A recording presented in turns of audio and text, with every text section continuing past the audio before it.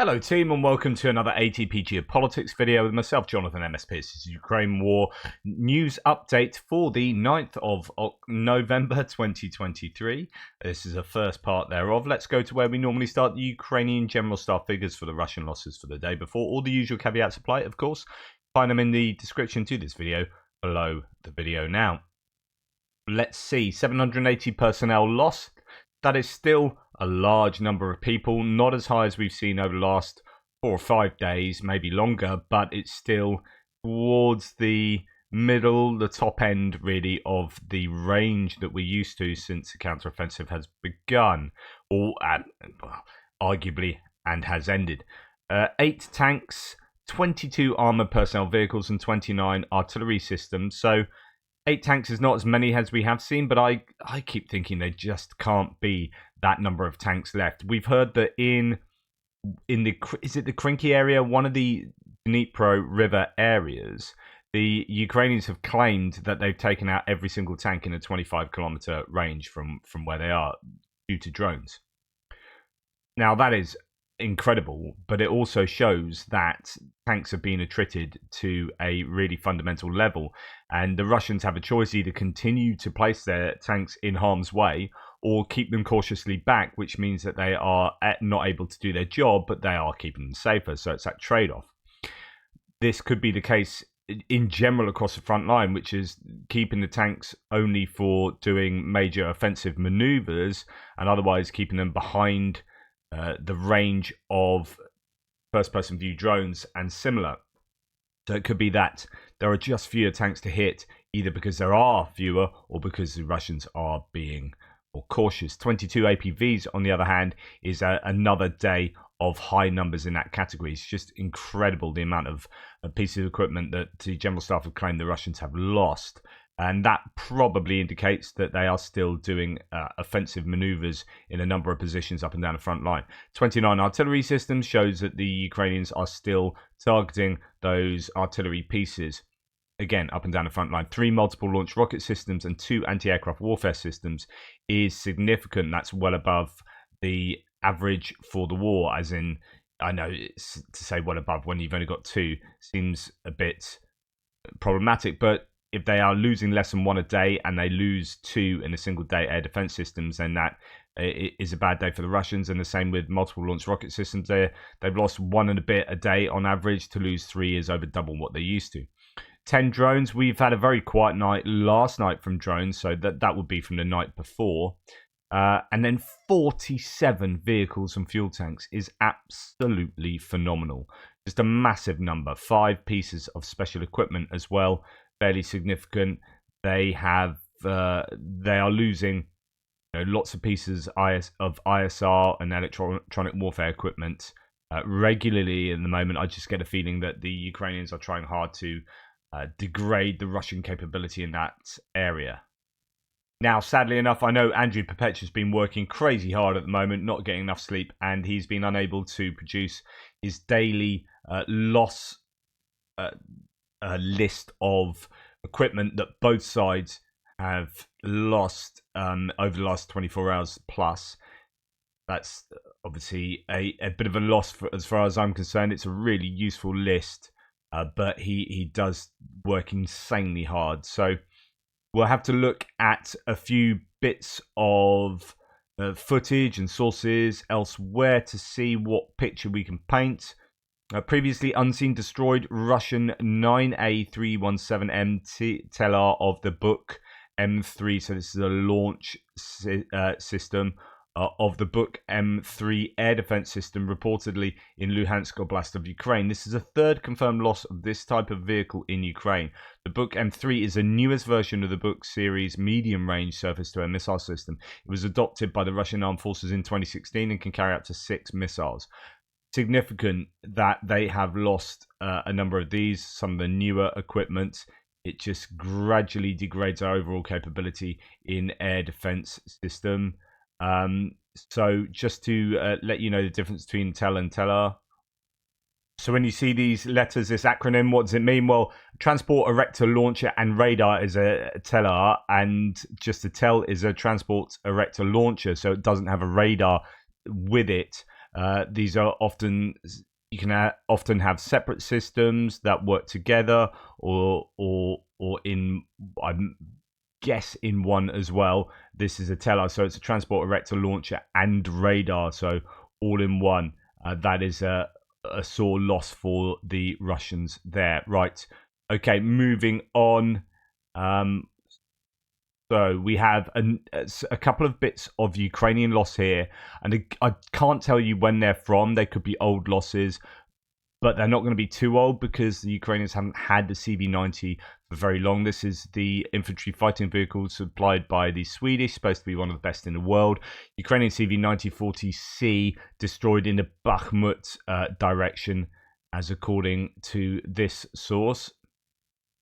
And here we have a Ukrainian Marder M3. I won't show you this, but it's a Marder 1A3. So this is a German infantry fighting vehicle hit by an anti-tank guided missile, and it gets hit in a turret near Verbove. Despite the huge fire, the vehicle was not destroyed but rather damaged as the ATGM hit the Milan. So the Milan is this vehicle's own ATGM, and that gets hit by the Russian ATGM. That causes quite a big explosion on top, and you might think that that's the end of that vehicle, but actually it seems like it survives because the fire is basically of the munition on top, the weapon on top, as opposed to of the vehicle itself. So there you go. That is a Marder 1A3 being taken out. Again, 2 bits of fairly decent kit for the Ukrainians going by the wayside there. Now, lots to talk about Krinky. Here we have a situation. We're going to return to this. In fact, I might do... Oh, no, let's do it now. This is something that Andrew Perpetua has been talking about. He talked about on his live stream. What happened? Well, on Krinky, the Russians shelled themselves because their artillery relies on maps found on Telegram channels as they have lost contact with their soldiers. If you find one of those maps, please share. Well, the maps are, interestingly, Poulet-Volant's maps, apparently. So Romanov reported this. Andrew Perpetua says, this is the most pain I've ever felt. I'm sure it's not pain because they've called Kherson in Russia. I'm sure it's a pain because this is actually Poulet-Volant's map, and Poulet-Volant largely relies on Andrew Perpetua for his mapping, with permission. And it's the idea that I don't know what he's most upset about, as Poulet-Volant here says. I've always had confidence in your data, dear Andrew, which, despite the number of thieves of all nationalities who continue to pillage you indirectly, remains among the most reliable. Let us not weaken in the face of this mediocre. Of the mediocre and remain united to inform the world. So that's Poulet-Volant, and it's probably because Romanov has put his own watermark on Poulet-Volant's map, which is itself derived largely from Andrew Perpetua's. Anyway, the story is that let's go to the source here. So this is a Russian source saying some bloggers give incomprehensible maps that come from God knows where. Literally, I don't know how you can literally say that. They also express gratitude to these bloggers who give the positions not of the Ukrainians but ours, due to the fact there's no connection in the MP itself. There is no reliable information on the whereabouts of our fighters. Some of the artillerymen take these very cards which appear from God knows where and cover our own positions. And now the question is, why the hell would someone not from the military mind their own business? Who the hell knows? So this is a very angry Russian saying that our Russian artillery are using these maps from online sources like Poulet-Volant, like Andrew Perpetua, and they don't know where their own troops are due to lack of communication, and they use these maps to guide them, and they end up blowing up their own troops. Now, whether that's a fault of the mapper or the fault of not knowing where their own troops are, and whatever. But Andrew Perpetua, was talking about this, and let's dip into what he says. Is this it? No. I'm just gonna keep scrolling. First, I want to say that this is part of the story. So this is part 1 of the story. You can see that Romanov posted this image with Krinky, Kherson region, Russia, of course. Romanov is a Russian propagandist. And then something funny happened shortly after, and I'm still looking for it. Okay, I found it. Because this is sorry, I'm cracking up. Just looking at it cracks me up. Anyway, they read out exactly what I've read to you and discuss it. And Andrew finds this fairly amusing. That well, as he says here. Oh yeah, I don't. I mean, I'm not saying that the Russians used my map to shoot themselves, but I am saying that if they did, it's really funny. And so it goes on. So it is. I mean, what this tells us is that the Russians are not in a very good communication information space on the front lines with their own soldiers, with their own intelligence, surveillance, reconnaissance, and communications between each element of the defensive forces in this area, such that they're having to use online maps to. I mean, goodness me, Andrew Perpetua does an amazing map, but you wouldn't really be going to Andrew Perpetua for your military map to do some kind of activity to accurately bomb the enemy. But this is what's happened, and they have blown up their own people. Anyway, moving on. Talking about bombings here. If you remember, there was the chap Toplinsky took over the Kherson region from Makarovich, was it? And then just after he took over, there was a strike somewhere. I don't really know where, but the news came out there's a strike to try and hit Toplinsky. And I reported that, but he didn't get hit, or he certainly wasn't killed. Now, apparently, there were some fairly high-level people that were hit in that strike. 3 Russian officers were killed as a result of recent Ukrainian strikes on a command post of the VDV and Dnipro grouping of forces somewhere in southern Ukraine. One, Colonel Alexei Koblov, head of the Department of Planning of Fire Destruction of the Enemy, operational commander of the VDV staff. Another operational duty officer, deputy head of the command post of the VDV operational command. And another one, operational duty officer, deputy head of the command post of the VDV operational command. There might be some minor errors there in translation. If I'm not mistaken, these strikes were first reported on the VCHK OGPU channel on November the 1st, which is the channel that Chris Owicki uses to get a lot of his information. Very useful Russian Telegram channel. I mean, this is not great for Russia. Although Toplinsky wasn't hit in that strike, there were other fairly high level officers hit and taken out. Now, here we have someone else being taken out in the last 24 hours in an assassination. It is reported that in Luhansk, the car of the former head of National Police Directorate of the Luhansk People's Republic, Colonel Mikhailo Filiponenko, was blown up. Preliminary info states that he died in that. So another loss for the Russians there. And in another instant of Russia on fire, we have a large-scale fire breaking out in a mining and beneficiation plant in Buratia. So Buratia yesterday was the scene of a huge fire at a mall that I showed you. A massive fire, that one. And this is another significant fire in that same region. So it seems like Russia on fire incidents are sort of coming to haunt the Russians to some degree. Right, moving on to strikes. It was quite a quiet night in terms of cruise missiles and Shahed drones. None that I can really find. Early in today's thread, Tim White says, and this is from yesterday afternoon, I reported of an explosion in Kryvyi Rih. So yesterday there was an explosion in Kryvyi Rih. I don't know what exactly was hit.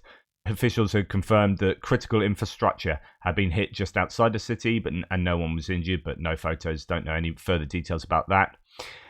Here we have a missile hitting a large concentration of Russian personnel. That's a HIMARS hit. I could have had that in my hits and losses section, really. So they are still using HIMARS to hit troop concentrations. Here we have Russia admitting soldiers were killed by Ukrainian shelling in the border regions, not something that's often admitted by the Russians. In Bryansk region, one serviceman was killed, and they say another soldier was killed and wounded in Belgorod. So I never know with shelling, even though this is Tim White, who is English and usually has that right, but shelling quite often it isn't as I would think it is, which is artillery shelling. But some people often refer to missile strikes as shelling. I presume this is border shelling from artillery as opposed to any other form of weapon. In Donetsk, really big bit of news yesterday. So Donetsk was hit somewhere in the middle of Donetsk. Explosions were heard in temporarily occupied Donetsk here. I'm really struggling with my words today. This was significant for the following reasons. Let's explain. So Ukrainians struck against a facility in temporarily occupied Donetsk, and that was carried out with a HIMARS strike. According to Ukrainian sources, a drone pilot school was destroyed. Some also mentioned that the facility building was used to host informational operations. I think this was a fairly high value strike in Donetsk, hence the use of HIMARS and trying to pinpoint accurately hit a building in Donetsk. But it actually gets a bit more funky than that. Multiple reports, says Euromaidan Press, indicate that Russia combat drone operator training center in Donetsk, occupied by Russian forces since 2014, was hit by alleged Ukrainian HIMARS strike. But that TASS disclosed the facility earlier this year, and there were claims that they gave out all the information about it. So here, Russian source saying enemy missiles hit the building where officers were meeting. They are dead. Their number is still being determined. We'll tell you all the details as soon as we receive confirmed information. And then Donetsk was hit again later that day, or later yesterday. Very likely the same place as earlier was hit again to finish off all those who survived. As a reminder, the place was likely used to train drone operators as a troll factory. Now, the details are pretty funky because it appears that TASS did some news piece on this and gave out the exact details of the place, the address, everything, and then it was subsequently hit by the Ukrainians. So Vladimir Zhoga, for whom the center is named, was a prominent figure within Russia's DNR terrorist organization. He served as a commander for the Sparta armed group, actively participating in the aggression against Ukraine since 2014. He was eliminated in March 2022 in Volnovakha, Donetsk Oblast. Ukrainian media noticed that the destroyed building was earlier featured in the Russian press, presented as the drone operator training facility. In March 2023, the Russian state-run news agency TASS published footage showing the building and the facility and reported, quote, a memorial plaque to Vladimir Zhoga, hero of Russia, hero of the Donetsk People's Republic, DNR, commander of the Sparta Reconnaissance Battalion, was unveiled on Sunday at the unmanned aerial vehicle UAV controlled training center named after the hero. And then gave details of where that was, so it could be hit. I mean, March was a long time ago, so they've waited some time to hit this for reasons unknown to us, but it's a significant strike on the Russians there. Now, the Russians, although they haven't seemingly hit Ukraine with cruise missiles and drones last night, there are places still being hit. For example, this village in Donetsk, and it appears like it's just hammering civilian infrastructure again, Russia. So local Ukraine officials say the invaders used cluster munitions in the populated Bagatyr in the Volnova district yesterday. 3 civilians were killed. 58-year-old man, his 60-year-old wife, and 33-year-old neighbor. So it doesn't look like there were any military targets here, unfortunately. It's just, pretty horrible scenes of warfare that the Russians execute on the Ukrainian soil. There's quite a few bits of footage of prisoners being taken at the moment. This is in Donetsk, I believe. Yeah, so quite a few prisoners taken in Donetsk. I'm not quite sure where, but also in Verbove too. I believe that's where these guys were captured.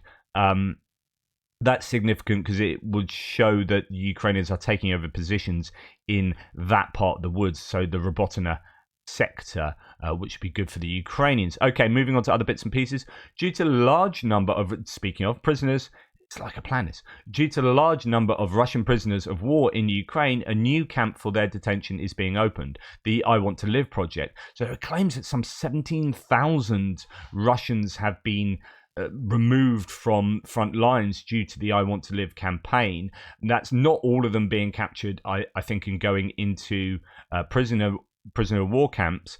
But there are the ways. So some of them escaped through Georgia, so on and so forth. So due to a large number of Russian prisoners of war, they've opened a new camp. It is noted that the increase in the number of prisoners of war is related both to the situation at the front, which is worsened by the motivation of the Russian soldiers and the blocking of exchanges of prisoners of war by the Russian side. So one, the morale is low. Two, Russians are stopping prisoner exchanges, which I had not noticed. But of course, I've not reported on any prisoner of war exchanges for, goodness me, I can't think, that maybe 6 months. Interesting. As in the case of Zahid 1 camp, the conditions in the new camp will meet all the requirements of the norms of international humanitarian law, the message says. This is really important. So Ukraine know that everyone's eyes are on them, and they have prisoner of war camps that they fulfill the criteria of set out by humanitarian laws. Russians don't. And in fact, there are so many reports of tortured prisoners and being kept in terrible conditions, and their own soldiers being kept in terrible conditions when they refuse to fight or X, Y, and Z. So, yeah, this is another significant difference between the two sides. This camp is, I believe, in the Vinnytsia region that it's been opened. Moving on, for more than 1.5 years of war in Ukraine, 1,468 medical centers have been damaged. 193 more were completely destroyed. So that's almost 1,700 medical centers destroyed or damaged. That is what this war is doing, and you can bet your bottom dollar that at least some of those have been purposefully targeted by Russia. They have done that in Syria. That is well documented. It's a fact. They purposefully hit medical facilities, and there is no reason to think they haven't done that in Ukraine either. Equipment was also damaged. More than 350 ambulances have been destroyed. Another 125 are now in occupied territory, so they've been kind of captured. Again, when you're a pro-Russian troll like Clive Engel, is this what you advocate for? The moral reprehensibility of the Russian armed forces. Zelensky to serve as president even after expiration of his term. Law prohibits holding new elections during martial law, CEC Deputy Head Dubovik said. Now, there's been some debate as to whether, on my threads actually, from some people, as to whether the Constitution actually stops the presidential elections or whether they're sort of legislative elections or whatever. But the claim here is it's clearly written in the Constitution that the president of Ukraine fulfills his powers until the newly elected president of Ukraine takes office. Everything else is political speculation. Anyway, there you go. We'd heard rumors that he was going to have an election at the end of March, and then that was quashed yesterday by Zelensky saying, no, it's not going to happen. And I surmise that it's in the best interest of Ukraine not to have elections. However, there are some arguments against that. There are arguments both ways, but I think on balance, it is sensible that they don't hold elections. I talked about how that money and time and effort are better spent on fighting the war, prosecuting a defense against Russia and pushing them out the 1991 territories. I think if Zelensky is going to have to spend time campaigning over the next 6 months, 4-5 months, if he's got to go around all these different regions, spending time on the campaign trail, then he's not going to different countries drumming up support for Ukraine. And that is, to me, the biggest argument. But there are other arguments as well, such as polling stations will be prime targets, but for amassing lots of people, and they're having security forces there to make sure it's all done properly and securely, there'll be good targets for the Russians, arguably, so on and so forth. But then there are arguments that they should hold elections so that they are upholding democratic ideals, but paid to the claims that Ukraine is not democratic, even though that's not the case anyway, but it kind of puts down those rumors, so on and so forth. So there are arguments both ways, but it doesn't appear that it's going to happen. Anyway, thank you for watching. Please like, subscribe, and share. I'm going to get on and do the second video now. There's so much geopolitical stuff to talk about. It might be quite a long one. Anyway, take care. Speak soon.